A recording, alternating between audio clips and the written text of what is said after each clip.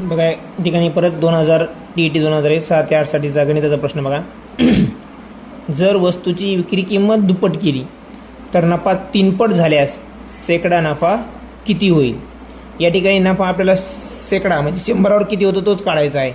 हे गणित आपल्याला दोन प्रकारे करता येईल बघा.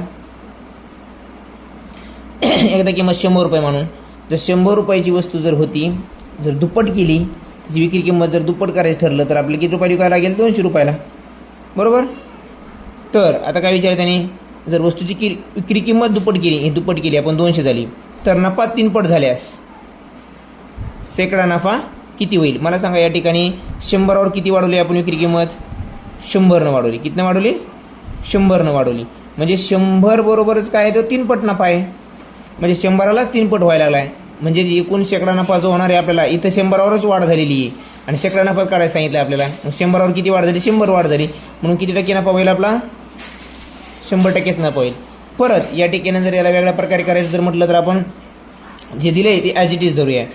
जर विक्री किंमत दुप्पट केली म्हणजे पहिली विक्री किंमत होती मूळ 1 तिला दुप्पट केली म्हणजे 2 केली बरोबर.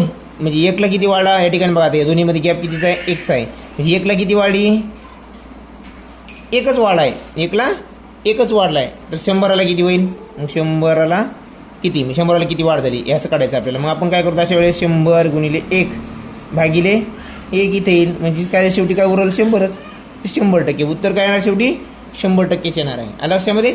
अशा प्रकारे आपल्याला हे नफा आणि तोटावरचे सूत्राच्या नादी न लागता शॉर्टकटमध्ये आन्सर आपल्याला काढता येऊ शकतं. तर अशा ट्रिकसाठी अपडेट रहा कनेक्ट राहा चॅनलशी आणि चॅनल सबस्क्राईब करायला मात्र विसरू नका. धन्यवाद.